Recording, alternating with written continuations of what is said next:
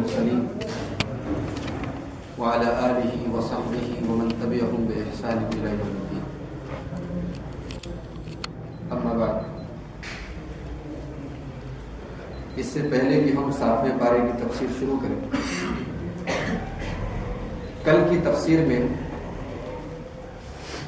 ایک مسئلہ آیا تھا اہل کتاب کی عورتوں سے نکاح.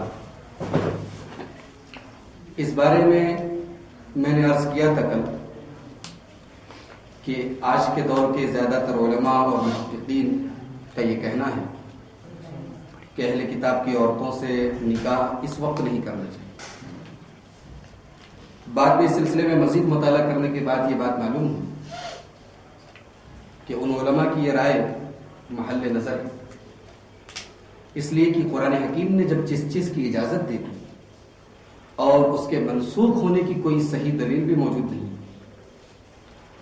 تو اہل کتاب کی عورتوں سے نکاح نہ کیا جائے، اس بات کے لیے شریعت سے کوئی واضح دلیل چاہیے. تو قرآن حکیم نے جب اس بات کی اجازت دی ہے تو کیا جا سکتا ہے، لیکن 2 شرطوں کے ساتھ. پہلی شرط تو یہ ہے کہ انسان کو اپنے بارے میں اس بات کا مکمل اطمینان ہو کہ جس عیسائی یا یہودی عورت سے وہ شادی کرے گا اس عورت کے دین سے وہ متاثر نہیں ہوگا، اس کے ایمان اور عقیدے میں کوئی فرق نہیں آئے گا. اور دوسری شرط یہ ہے کہ جو اولادیں پیدا ہوں ان اولادوں کے دین اور عقیدے کی حفاظت بھی انسان کی ذمہ داری ہے. کہیں ایسا نہ ہو کہ وہ ماں کے دین سے متاثر ہو جائیں اور شرک میں مبتلا ہو جائے. اور عین ممکن ہے کہ شادی کرنے کے بعد جس عیسائی یا یہودی عورت سے مسلمان نکاح کرے گا اسلام کی خوبیاں دیکھ کر، اسلام کے احکام دیکھ کر وہ خود دائرہ اسلام میں آ جائے. 7ویں پارے کی پہلی آیت ہے وَإِذَا سَمِعُوا مَا أُنزِلَ إِلَى الرَّسُولِ تَرَىٰ أَعْيُنَهُمْ تَفِيضُ مِنَ الدَّمْعِ مِمَّا عَرَفُوا مِنَ الْحَقِّ. 6 پارے میں یہودیوں کی خرابیاں بتائی گئی ہیں کہ وہ ایسے ہیں ایسے ہیں، لیکن اب یہاں پر بتایا جا رہا ہے کہ بہت برے ہیں لیکن ان میں کچھ اچھے لوگ بھی ہیں. بھائی برے لوگوں میں اچھے لوگ بھی تو ہوتے ہیں، تو اچھے لوگ کون ہیں؟ فرمایا 2 ٹائپ کے لوگ ہیں، ایک جو عالم ہے اور ایک جو اللہ والے ہیں، دنیا سے ان کو کوئی مطلب نہیں ہے. ان لوگوں کا حال کیا ہے؟ وَإِذَا سَمِعُوا مَا أُنزِلَ إِلَى الرَّسُولِ، جب یہ قرآن کی آیتیں سنتے ہیں تَرَىٰ أَعْيُنَهُمْ تَفِيضُ مِنَ الدَّمْعِ، تو اے نبی آپ دیکھیں گے کہ ان کی آنکھوں سے آنسو جاری ہیں. یہ آیت کریمہ اس موقع پر نازل ہوئی جب مسلمان حبشہ ہجرت کرنے کے لیے گئے تھے اور حبشہ کا جو بادشاہ تھا نجاشی، اس کے دربار میں حضرت جعفر رضی اللہ تعالیٰ عنہ نے سورہ مریم کی آیتیں تلاوت کی. تو وہاں جتنے علماء تھے، یہودی علماء اور عیسائی پادری، وہ سب رونے لگے، ساروں قطار رونے لگے. تَرَىٰ أَعْيُنَهُمْ تَفِيضُ مِنَ الدَّمْعِ، اے نبی ان میں ایسے لوگ بھی ہیں کہ جب وہ قرآن کی آیتیں سنتے ہیں تو ان کی آنکھوں سے آنسو بہنے لگتے ہیں. یہاں پر قرآن کریم نے ایک بڑے نقطے کی بات بتائی. انسان حق بات کو قبول کیوں نہیں کرتا؟ اس کے عام طور سے 3 اسباب ہوتے ہیں، 3 reasons. 3 چیزیں ایسی ہیں جن کی وجہ سے انسان حق کو قبول نہیں کرتا. پہلی چیز جہالت. جہاں علم رہے گا وہاں انسان حق بات کو قبول کر لے گا. جہاں علم ہی نہیں رہے گا، جہالت رہے گی، وہاں حق کیا ہے باطل کیا ہے کیا معلوم. باپ دادا کرتے چلے ہم بھی کر رہے، ہوتا چلا آ رہا ہے. تو علم جہاں آئے گا وہاں انسان حق بات قبول کرے گا. دوسری چیز دنیا کی طلب، دنیا کی لالچ انسان کو حق بات قبول کرنے سے روکتی. بہت سے لوگ حق بات کیوں نہیں قبول کرتے؟ ان کے پیٹ کا کیا ہوگا؟ ان کی کرسی چھن جائے گی، وہ گھر سے نکلیں گے تو ہٹو بڑھو کی آواز کون لگائے گا؟ ان کو بوسا کون لے گا؟ ان کے جبہ اور دستہ، سماج میں جو ان کی عزت بنی ہے، ساکھ بنی، اس کا کیا ہوگا؟ تو یہ دوسری چیز ہے، دنیا کی طلب. اور تیسری چیز تکبر، حسد. تو اللہ نے یہودیوں کی جو تعریف کی تو فرمایا کہ منہم قسیسین، ان میں کچھ علماء ہیں ورہبان، اور دنیا کو چھوڑ دینے والے راہب ہیں، پادری ہیں، وَأَنَّهُمْ لَا يَسْتَكْبِرُونَ، اور گھمنڈ نہیں کرتے یہ لوگ. تو اس وجہ سے قرآن کریم کو جب وہ سنتے ہیں تو اے نبی آپ ان کی آنکھوں سے آنسو جاری ہوتا دیکھتے ہیں. اس کے بعد اللہ تبارک و تعالیٰ نے قسم کا ذکر کیا. فرمایا قسم تین طرح کی ہوتی ہے. ایک قسم ہوتی ہے لغو قسم، جیسے بہت سے لوگ ہوتے ہیں بات بات میں قسم کھاتے ہیں، خدا کی قسم، خدا کی قسم مار دوں گا، خدا کی قسم یہ کر دوں گا. ان کا ارادہ قسم کھانے کا نہیں ہوتا، بس ایسے ہی قسم کھا لیں. ایسی قسم کو بولتے ہیں لغو قسم، ایسی قسم کی اللہ تعالیٰ پکڑ نہیں کرتا. دوسری قسم ہوتی ہے یمین غموس. ایک آدمی دکاندار ہے، کپڑے کا کاروبار کرتا ہے. اب اس کے کپڑے میں فالٹ ہے، کپڑا ڈیفیکٹو ہے. اب کسٹمر آیا، کپڑا تو بیچنا ہے. خدا کی قسم اس سے بہتر تو میری دکان میں کوئی کپڑا ہی نہیں. اس کو بولتے جھوٹی قسم، یمین غموس. یہ بغیر توبہ کے معاف نہیں، اس کا کوئی کفارہ بھی نہیں. ایسی قسم کا بغیر توبہ کے ایسی قسم معاف نہیں. اور تیسری قسم ہے یمین منعقدہ، جو اصل قسم ہے. جیسے آپ نے قسم کھائی کہ میں گوشت نہیں کھاؤں گا، قسم کھا لی ایسی آپ نے غصے میں. اب آپ نے بعد میں گوشت کھایا تو آپ قسم کا کفارہ ادا کریں. کفارہ کیا ہے؟ اللہ فرماتا ہے فَكَفَّارَتُهُ إِطْعَامُ عَشَرَةِ مَسَاكِينَ مِنْ أَوْسَطِ مَا تُطْعِمُونَ أَهْلِكُمْ. قسم کا کفارہ یہ ہے کہ آپ 10 مسکینوں کو کھانا کھلائیں، اوسط کھانا جو آپ کھاتے ہیں، یہ نہیں کہ گرا پڑا کھانا، جو اوسط کھانا آپ کھاتے ہیں وہ کھلائیں. او کسوتہم، یا 10 مسکینوں کو کپڑا پہنائیں، 10 غریب لوگوں کے کپڑے کا انتظام کیجیے، تب آپ کی قسم کا کفارہ ہوگا. اور تحریر رقبہ، یا غلام آزاد کیجیے. آج تو غلام آزاد ہو نہیں سکتا، اس لیے کھا لیجیے. فمن لم یجد، اب کوئی آدمی غریب ہے بیچارہ، وہ خود غریب ہے، خود کھانے کا محتاج ہے، 10 آدمی کو کھائے کہاں سے کھلائے گا؟ تو فرمایا کہ کھانا نہیں کھلا سکتے، کپڑا نہیں پہنا سکتے، گردن نہیں آزاد کر سکتے، تو فمن لم یجد فصیام ثلاثۃ ایام، تو 3 دن روزہ رکھو. قسم کا کفارہ یہ ہے کہ آپ 3 دن روزہ رکھو. اس کے بعد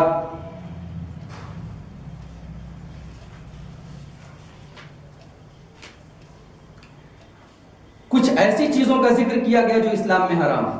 فرمایا یا ایھا الذین آمنوا انما الخمر والمیسر والانصاب والازلام رجس من عمل الشیطان.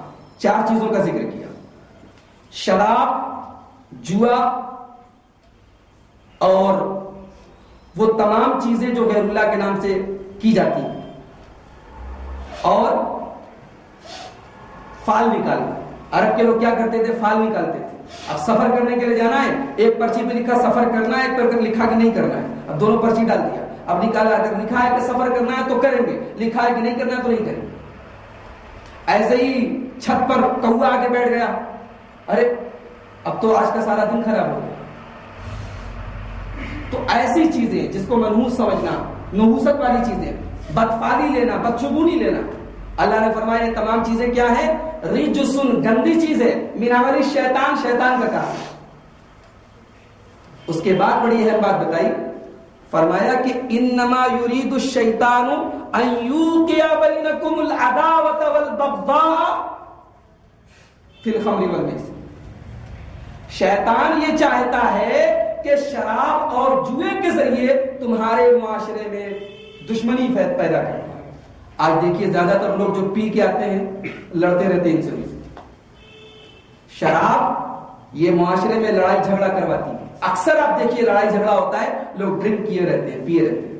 شراب کے ذریعے آپس میں شیطان لڑواتا ہے، اور جوئے کے ذریعے بھی. ایک آدمی جوئے میں جیت گیا، ایک آدمی ہار گیا. اب جو ہار گیا وہ بدلہ لینے کے لیے کبھی کبھی اگلے کی جان بھی لے لیتا ہے. تو شیطان نے ان دونوں چیزوں کو دشمنی اور عداوت پھیلانے کا ایک ذریعہ بنایا. ایک فائدہ شیطان نے یہ اٹھایا، اور دوسرا فائدہ کیا اٹھایا؟ وَيَسُدَّكُمْ عَنْ ذِكْرِ اللَّهِ، اللہ کے ذکر سے روکنے کے لیے شراب اور جوئے کے پیچھے لگایا. کہ انسان جب شراب پیے گا تو اللہ کو کیسے یاد کرے گا، جب جوا کھیلے گا تو اللہ کو کیسے یاد کرے گا. وَعَنِ الصَّلَاةِ، اور نماز سے روکنے کے لیے. پتہ چلا کہ 3 چیزوں سے شیطان کو بڑی محبت تھی. ایک تو یہ کہ آپ کے معاشرے میں لڑائی جھگڑا ہو، یہ شیطان کو بڑا پسند ہے. دوسری چیز کہ آپ اللہ کو یاد نہ کریں، یہ شیطان کو بڑا پسند ہے. اور نماز نہ پڑھیں، یہ شیطان کو بڑا پسند ہے. اور انہی تینوں کو انہی تینوں مشن کو پورا کرنے کے لیے شیطان نے شراب اور جوئے کا سہارا لیا۔ اس کے بعد بتایا جا رہا ہے کہ اسلام میں معیار کیا ہے، اسلام میں اسٹینڈرڈ کیا ہے اچھے اور برے ہونے کا۔ بڑا بہترین اسٹینڈرڈ بتا رہا ہے اللہ تبارک و تعالیٰ۔ اللہ کہتا ہے نبی قل، کہہ دیجیے، لا یستوی الخبیث والطیب، ارے ناپاک چیز اور پاک چیز کبھی برابر نہیں ہو سکتی۔ ایک انسان حرام کمائی کا 100 روپیہ رکھے ہوئے اور دوسرا انسان حلال کمائی کا 5 روپیہ رکھے۔ اب یہ اسٹینڈرڈ بتا رہا ہے کہ حلال کمائی کا 5 روپیہ حرام کمائی کے 100 روپیے سے بہتر ہے، اس لیے کہ وہ پاک ہے، وہ ناپاک ہے۔ قل، اے نبی کہہ دو، لا یستوی الخبیث والطیب، ناپاک چیز اور پاک چیز کبھی برابر نہیں ہو سکتی۔ اور آگے ایک بڑا عجیب جملہ ارشاد فرمایا وَلَوْ أَعْجَبَكَ كَثْرَةُ الْخَبِيثِ، اے نبی کبھی کبھی ایسا ہو سکتا ہے کہ ناپاک اور خبیث چیز کی کثرت آپ کو غلط فہمی میں ڈال دیتی ہے۔ کبھی کبھی ایسا ہوتا ہے نا، سماج میں غلط چیز بہت زیادہ پھیل جاتی ہے، تو غلط چیز کا پھیل جانا، غلط چیز کا رائج ہو جانا، یہ اس کو صحیح نہیں کر دیتا۔ اسلام کی نظر میں اسٹینڈرڈ یہی ہے کہ جو چیز ناپاک ہے وہ ناپاک ہے، جو پاک ہے وہ پاک ہے۔ ناپاک چیز زیادہ بھی ہو جائے تو بھی ناپاک ہے۔ کیا اسٹینڈرڈ بتایا قرآن کہ خبیث اور طیب کبھی برابر نہیں ہو سکتے۔ اس کے بعد ہمیں اور آپ کو چیتاونی دی گئی کہ دین کے نام پر فالتو سوالات مت کرو۔ مولوی صاحب قرآن میں کتنے پیڑ کا نام آیا؟ ابھی تم کیا کرو گے جان کے؟ ابلیس کی بیوی کا نام کیا تھا؟ تمہیں شادی کرنا ہے؟ اس طریقے کے فضول سوال جن کا نہ دین سے کوئی تعلق ہے نہ دنیا کے سے کوئی تعلق ہے۔ امام ابو حنیفہ رحمۃ اللہ علیہ کے استاد تھے امام ابراہیم نخعی، ان کے پاس ایک آدمی بولا ابلیس کی بیوی کا نام کیا تھا؟ بولے میں اس کی شادی میں گیا نہیں تھا۔ ایسے سوال کا ایسا ہی جواب۔ تو اللہ تعالیٰ چیتاونی دے رہا ہے، یا ایھا الذین آمنوا لا تسألوا عن اشیاء ان تبد لکم تسؤکم، اے ایمان والو بہت ساری ایسی چیزوں کے بارے میں سوال مت کرو کہ اگر تمہارے لیے واضح کی جائیں، تمہارے لیے ظاہر کی جائیں تو تم کو برا لگے گا۔ روایات میں آتا ہے کہ بعض صحابہ کرام نے اللہ کے رسول سے فضول سوالات کیے، مثال کے طور پر میرے باپ کون ہیں؟ بھائی آپ یہ کیوں پوچھ رہے ہیں کہ میرے باپ کون ہیں؟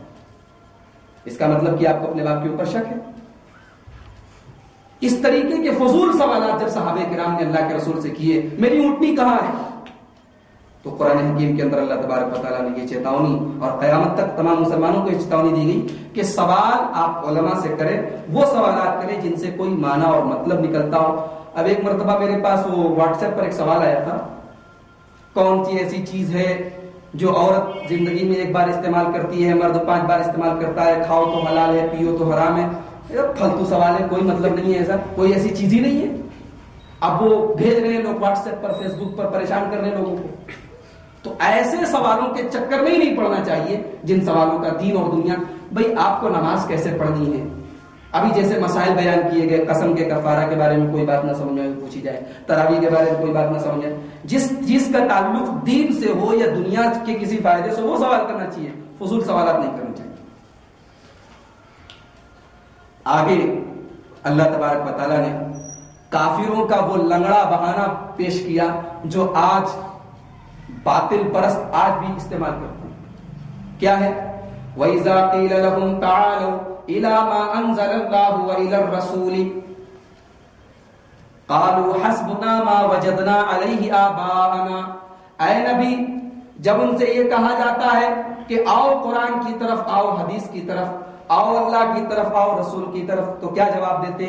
حسبنا ما وجدنا علیہ آباءنا، ہمارے اماں ابا جس کام کو کرتے تھے، باپ دادا جو کام کرتے تھے وہی کریں گے۔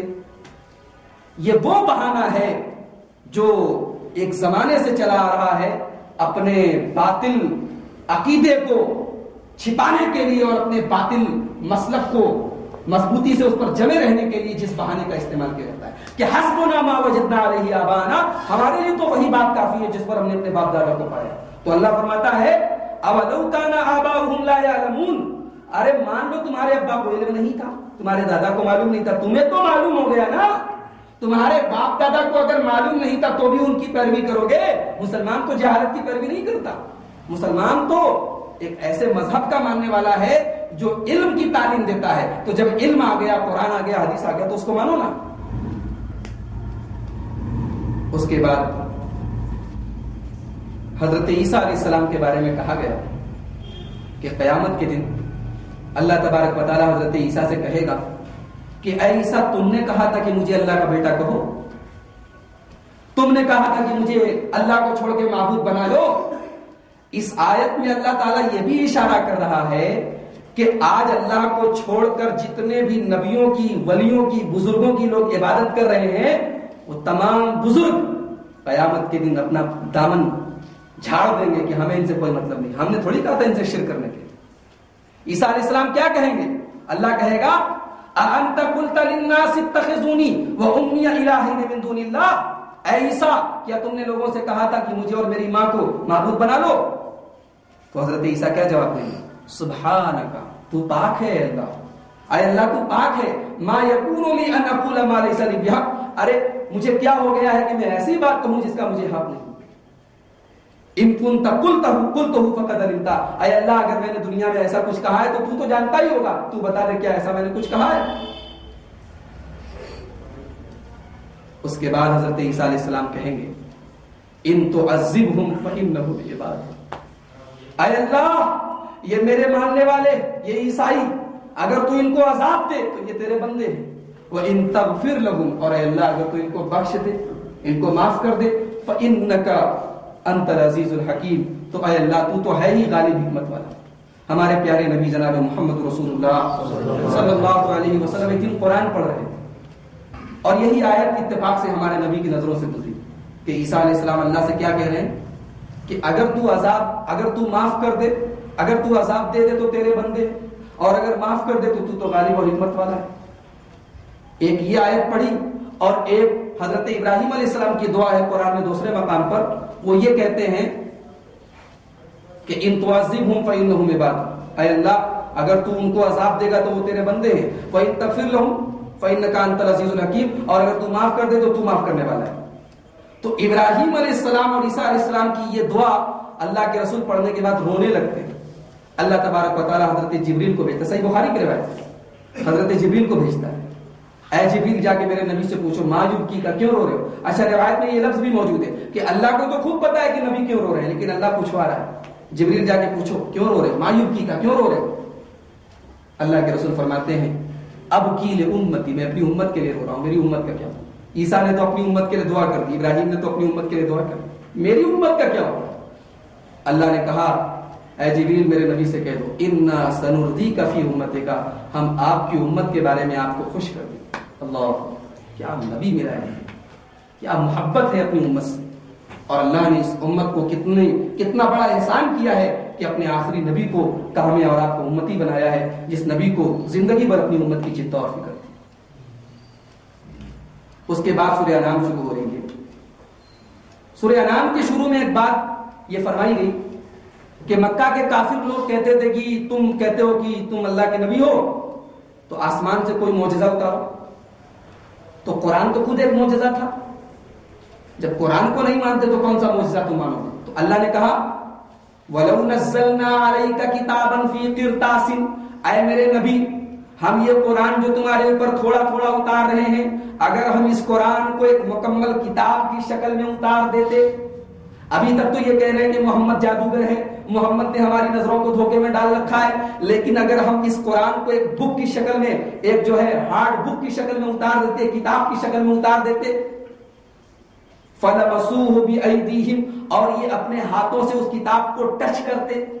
ابھی تک تو کہہ رہے کہ ہماری آنکھوں کو دھوکا ہو گیا ہے، جب اگر ہم پورا قرآن اکٹھے کتاب کی شکل میں اتار دیتے اور اس کو یہ لوگ اپنے ہاتھوں سے ٹچ کرتے تو بھی کیا کہتے، ان ھذا الا سحر مبین، یہ تو کھلا ہوا جادو ہے. اس کا مطلب کہ انہیں ایمان ہی نہیں لانا ہے. اے میرے نبی انہیں ایمان لانا ہوتا تو قرآن سن کے ایمان لے آتے. قرآن سن کے کہتے ہیں کہ ہماری آنکھوں پر دھوکا ہو گیا ہے، اگر ہم پورا قرآن ایک ساتھ بھی اتار دیتے تو یہ ایمان نہ لاتے، اور قرآن کو ٹچ کرنے کے باوجود کہتے یہ ہمارے یہ ہم کو جادو میں مبتلا کر دیا گا. کھلا ہوا جادو ہے. اس کے بعد ایک بڑی عجیب و غریب آیت کریمہ ہے. اللہ تبارک و تعالیٰ اپنے نبی سے کہہ رہا ہے وَإِن يَمْسَسْكَ اللَّهُ بِضُرٍّ فَلَا كَاشِفَ لَهُ. اے میرے نبی، اگر اللہ تبارک و تعالیٰ آپ کو کوئی تکلیف پہنچانا چاہے تو کوئی اس کو دور کرنے والا نہیں.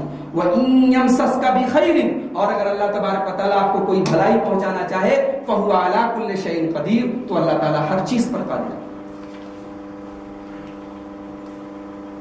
اس کے بعد اللہ تبارک و تعالیٰ اپنے نبی کو تسلی دیتا ہے قَدْ نَعْلَمُ إِنَّهُ لَيَحْزُنُكَ الَّذِي يَقُولُونَ. اے میرے نبی، یہ لوگ آپ کو جادوگر کہتے ہیں، شاعر کہتے ہیں، پاگل کہتے ہیں، جھوٹا کہتے ہیں. میرے نبی آپ غمگین نہ ہوئیے، آپ دل چھوٹا نہ کیجئے. ہمیں معلوم ہے کہ یہ لوگ آپ کو کیوں کہتے ہیں. یہ آپ کو نہیں جھٹلاتے. فَإِنَّهُمْ لَا يُكَذِّبُونَكَ، یہ آپ کو نہیں جھٹلاتے. وَلَكِنَّ الظَّالِمِينَ بِآيَاتِ اللَّهِ يَجْحَدُونَ، یہ تو در حقیقت ہمارا انکار کرتے ہیں، ہماری آیتوں کا انکار کرتے ہیں. کیونکہ جب تک آپ نبی نہیں تھے تو آپ سے زیادہ سچا تو یہ کسی کو مانتے ہی نہیں تھے، آپ سے زیادہ امانت دار تو کسی کو مانتے ہی نہیں تھے. آپ سے تو سارا جھگڑا رسالت کے بعد آیا ہے، توحید کا پیغام دینے کے بعد آیا ہے. اس کا مطلب کہ انہیں الرجی آپ سے نہیں ہے، انہیں الرجی ہمارے پیغام سے ہے، ہمارے کلام سے ہے، ہماری آیتوں سے. آگے ہمارے نبی کو ایک وارننگ دی گئی. اللہ نے اپنے نبی کو بھی کہیں کہیں وارننگ دی. اللہ کے نبی صلی اللہ علیہ وسلم کے پاس کچھ صحابہ کرام ایسے رہتے تھے جو بڑے غریب ٹائپ کے تھے، بڑے مزدور طبقے کے لوگ تھے. جیسے حضرت صہیب رومی تھے، حضرت بلال حبشی تھے، غلام وغیرہ تھے. تو مکہ کے جو گرو گھنٹال لوگ تھے، ابو جہل، ابو لہب، یہ لوگ جب اللہ کے رسول کے پاس آتے تو کہتے محمد تم کیا چاہتے ہو؟ یہ لوور کلاس کے جو لوگ ہیں ہم لوگ ان کے ساتھ بیٹھے، یہ گھٹیا لوگ، ہاں یہ غلاموں کے ساتھ ہم کو بیٹھاؤ گے؟ ان کو بھگاؤ پہلے تب ہم تمہارے پاس بیٹھیں گے. تو اللہ کے رسول نے کہا میں ان کو بھگا نہیں سکتا، یہ ایمان والے. اچھا بھگا نہیں سکتے تو ایک کام کرو، جب ہم آئے تو انہیں اٹھا دیا کرو اور ہم چلے جائیں تو پھر بٹھاؤ. اللہ کے رسول نے کہا ٹھیک ہے. اللہ کے رسول چاہتے تھے گرو گھنٹال لوگ ایمان لے آئے تو تھوڑا اسلام کا فائدہ ہو جائے. تو اللہ کے رسول کے اس عمل پر بھی اللہ تعالیٰ نے اپنے نبی کو ڈانٹا. کیا فرمایا؟ وَلَا تَطْرُدِ الَّذِينَ يَدْعُونَ رَبَّهُمْ بِالْغَدَاةِ وَالْعَشِيِّ. اے میرے نبی، آپ ان لوگوں کو اپنے سے دور مت کیجیے جو اللہ کو صبح شام یاد کرتے ہیں. یریدون وجہہ، اور ان کو پیسے سے کوئی مطلب نہیں، ان کو شہرت سے کوئی مطلب نہیں، وہ صرف اپنے رب کو خوش کرنا چاہتے ہیں.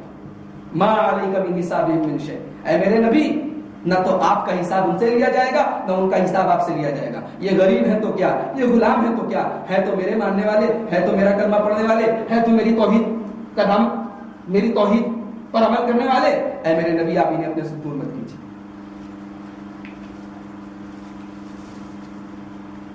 آگے ایک بہت اہم بات بتائی گئی. اکثر ایسا ہوتا ہے کہ ہم لوگ مسجد میں بیٹھے تقریر سن رہے ہیں، اب مسجد کے باہر 4 لڑکے وہاں کونے میں بیٹھ گئے، اب ماں بہن کی گالی دے رہے ہیں، ہم بھی جا کے اس میں شامل ہو گئے. یا وہ کسی فلم کی بات کر رہے ہیں، میوزک کی بات کر رہے ہیں، گانے کی بات کر رہے ہیں، اب ہم جا کے اپنی رائے دینے لگے کہ ہاں اس میں تو ایکٹنگ بڑی اچھی کی تھی اس ہیرو نے، ہم اس بات پہ شامل ہو گئے. اللہ تبارک و تعالیٰ ہمارے اس عمل پر ہم کو چتا رہا ہے. فرمایا وَإِذَا رَأَيْتَ الَّذِينَ يَخُوضُونَ فِي آيَاتِنَا فَأَعْرِضْ عَنْهُمْ. اے میرے نبی، جب آپ دیکھیں کہ کچھ لوگ ہماری آیتوں سے کھلواڑ کر رہے ہیں، کچھ لوگ ہمارے شریعت کا، ہمارے دین کا مذاق اڑا رہے ہیں، فَأَعْرِضْ عَنْهُمْ، تو اے میرے نبی آپ منہ پھیر کر وہاں سے چلے آئیے. حَتَّى يَخُوضُوا فِي حَدِيثٍ غَيْرِهِ، جب تک لوگ ٹاپک بدل نہ دیں، جب تک لوگ کسی دوسرے ٹاپک پر بات نہ کریں، آپ ایسی مجلس میں ایسے لوگوں کے بیچ میں مت بیٹھیں.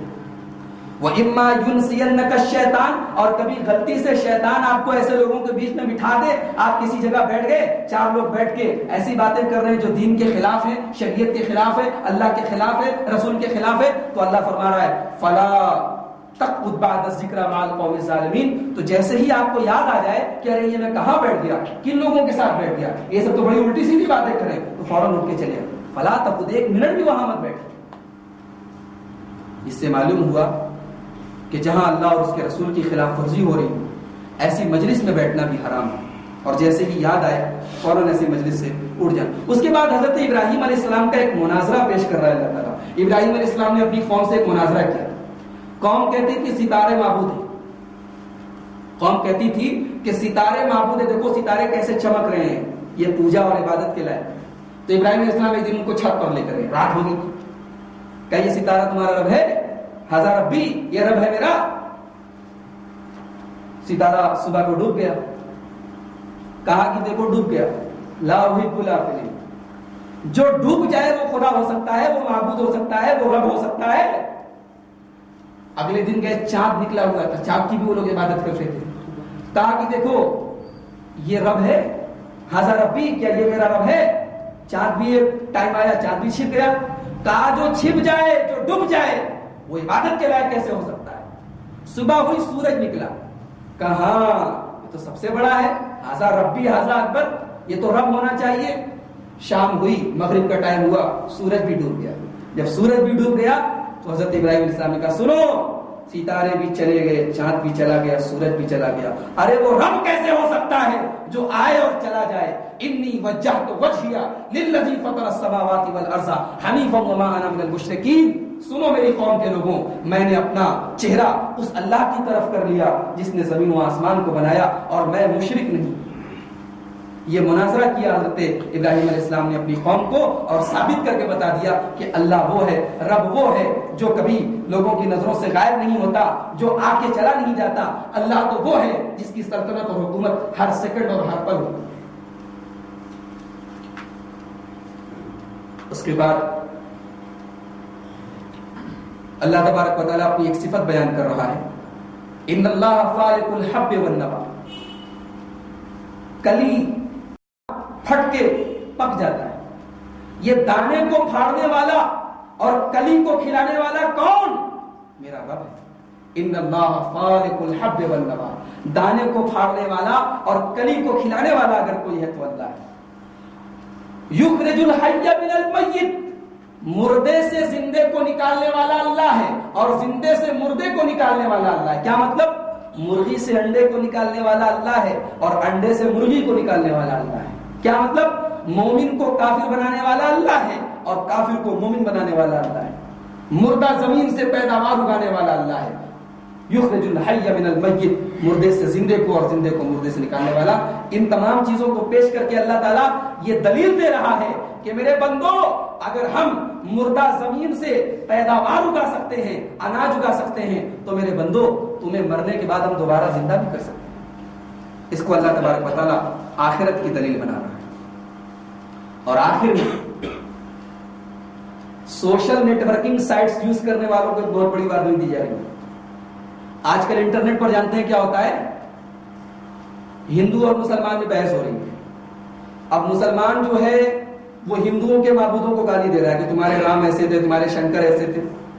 اب ادھر سے جواب میں وہ اللہ میاں کو گالی دے رہا ہے, اللہ کے رسول کو برا بلا کہہ رہا ہے, اللہ کے رسول کے اوپر کیچڑ اچھال رہا ہے. ایسا ہو رہا ہے, میں نے اپنی آنکھوں سے دیکھا انٹرنیٹ کے اوپر, فیس بک کے اوپر. کہا جا رہا ہے لا تسبوا الذین یدعون من دون اللہ, جو لوگ اللہ کے علاوہ دوسروں کو پکارتے ہیں, یعنی شرک کرتے ہیں, کفر کرتے ہیں, تم ان کو برا بلا مت کہو, گالی مت دو. فَيَسُبُّ اللَّهَ عَدْوًا بِغَيْرِ عِلْمٍ, کیونکہ اگر تم ان کو برا بھلا کہو گے تو ہو سکتا ہے کہ جواب میں وہ, ان کو تو چونکہ اللہ کے بارے میں پتہ نہیں, اللہ کے عذاب کے بارے میں پتہ نہیں, تو ہو سکتا ہے کہ تمہارے جواب میں وہ اللہ کو گالی دینے لگے, اللہ کو برا بھلا کہنے لگے. کتنا بہترین مذہب ہے ہمارا, دشمن کو بھی گالی دینے سے منع کر رہا ہے. کہا کہ اس کو گالی مت دو, تم گالی دو گے تو جواب میں ہو سکتا ہے کہ تمہارے رب کو, اللہ کو اور رسول کو گالی دے. اب صرف دشمنی میں بغیر علم, اس کو علم تو ہے نہیں, ہو سکتا ہے تمہارے اللہ اور اس کے رسول کو وہ گالی دے. تو یہ بہت بڑی اہم نصیحت میرے نوجوان بھائی اس کو یاد رکھیں. انٹرنیٹ پر کبھی کبھی ایسا ہوتا ہے کہ ہماری نظروں سے کوئی چیز گزری تو ہم فوراً کمنٹ کرنے لگتے ہیں. میں تو بالکل ان سب چیزوں سے پرہیز کرتا ہوں. ایسا کوئی کمنٹ کرنا ہی نہیں ہے, اس کے چکر میں پڑنا ہی نہیں. اللہ تبارک و تعالیٰ سے دعا ہے رب العالمین ہمیں قرآن حکیم پر غور کرنے, سمجھنے اور اس پر عمل کرنے کی توفیق عطا فرمائے. آمین.